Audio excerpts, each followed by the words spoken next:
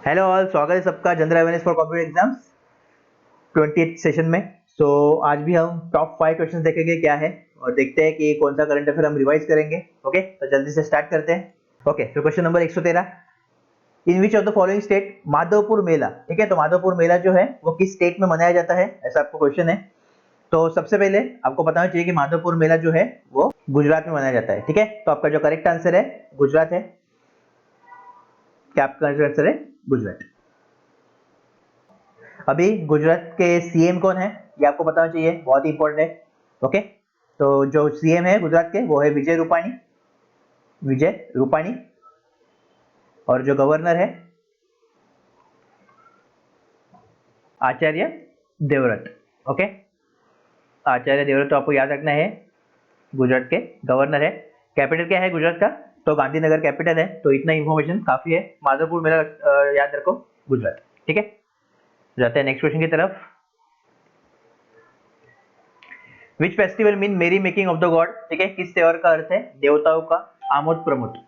ये बहुत ही important question है और आपको पता है इसका आंसर एक्चुअली, मतलब आपको फेस्टिवल पता है लेकिन ये नहीं पता कि उस फेस्टिवल को ये बोलते हैं। ठीक है, तो दिवाली है, पोंगल है, होली है, लय हरोबा है। तो ये करेक्ट आंसर आपका इसका है लय हरोबा फेस्टिवल, जो कि आपको पता है हम किधर मनाते हैं। किधर मनाते हैं हम? हेलो ब्रो, मणिपुर में। ठीक है, जिन्होंने करेक्ट आंसर बोला है मणिपुर। तो अभी मणिपुर के बारे में देखते हैं थोड़ा। तो सबसे पहले सीएम जो है, ओके, चीफ मिनिस्टर कौन है? बीरेन सिंह। बीरेन सिंह। और जो गवर्नर है वो है नजमा हेपतुल्ला। ठीक है, नजमा हेपतुल्ला। अभी मणिपुर में और एक फेस्टिवल है जो कि मनाते हैं जब भी सीड बो करते हैं। ठीक है, सीड बो करते हैं, मतलब सीड ये करते हैं, डालते हैं जमीन में तब। तो उसका है नाम लुइता फनित।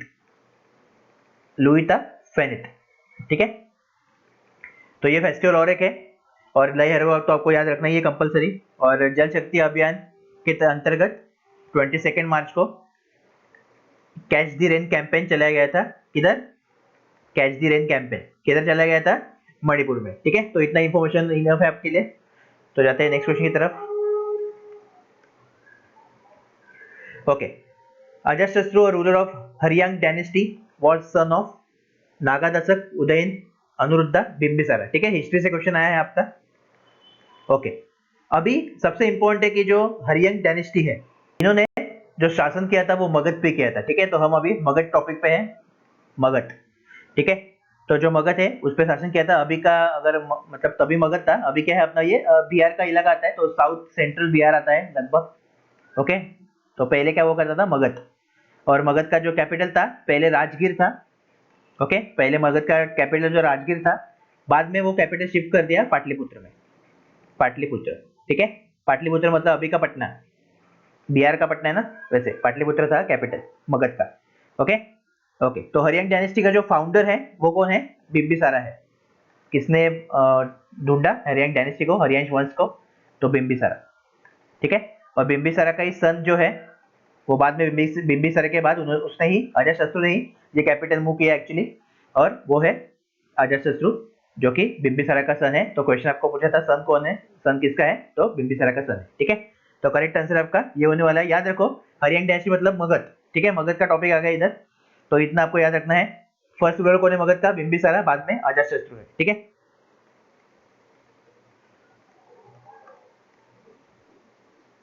ओके, अभी आया आपका बायोलॉजी का क्वेश्चन कि विच of the following glands present between the lungs. ठीक है, जो अपने लंग्स रहते हैं, ये आपका लेफ्ट वाला राइट वाला, मेरे साइड से देखो तो। ठीक है, तो उसमें बीच में ये क्या रहता है?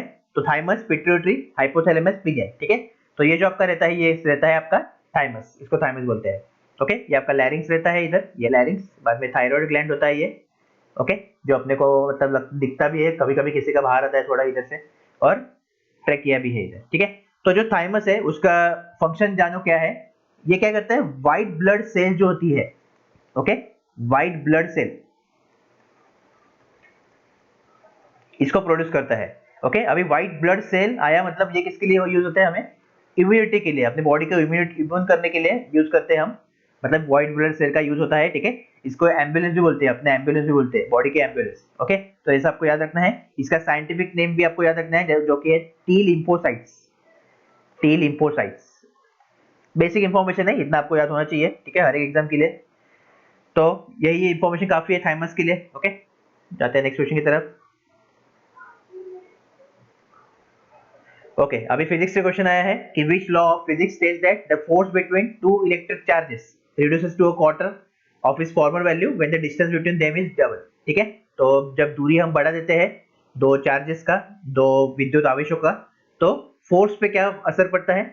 फोर्स मतलब भौतिकी। ठीक है, तो कूलम्ब्स लॉ बताता है, ये स्टीफन्स लॉ बताता है, पास्कल लॉ बताता है, हुक्स लॉ बताता है। तो डेफिनेटली सबको पता होगा कि कूलम्ब्स लॉ ही बताता है। ठीक है, और इसलिए फोर्स का अपना फॉर्मूला भी है कि Q1 into Q2, that is ये दोनों चार्ज है जो एक डिस्टेंस पे है। ओके, और ये डिवाइड बाय डिस्टेंस इंटू के मतलब एक कांस्टेंट है। ठीक है, तो जो एक चार्ज आपका Q1 और ये आपका Q2 चार्ज है, तो एक पर्टिकुलर डिस्टेंस पे दोनों लोकेटेड है R। ठीक है, तो अगर आपने ये डबल कर दिया तो डेफिनेटली फोर्स क्या होगा? रिड्यूस होगा।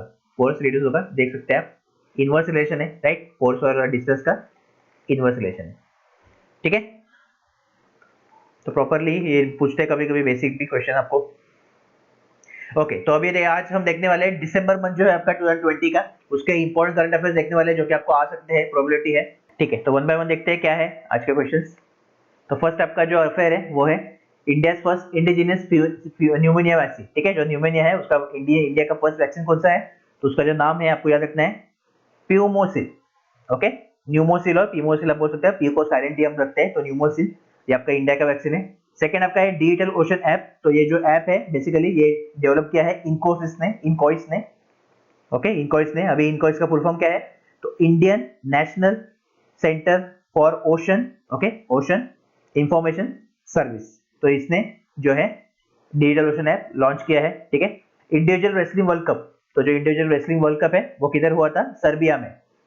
अभी मुझे कमेंट सेक्शन में चाहिए कि सर्बिया का जो पीएम है वो कौन है एंड प्रेसिडेंट जो है वो कौन है। ठीक है, और इसका मुझे कैपिटल भी एंड करेंसी भी आप बताने वाले हो कमेंट सेक्शन में। ठीक है, तो आज के लिए इतना ही है। और अब सबसे इंपॉर्टेंट कि जो अंशु मलिक है, ओके, अंशु मलिक है, अंशु मलिक, तो ये भी पूछ सकता है कि अंशु मलिक जो है किस स्पोर्ट्स से रिलेटेड है? तो रेसलिंग से रिलेटेड है। ठीक है, ऐसे भी क्वेश्चन आपको पूछ सकता है। तो उसने जीता है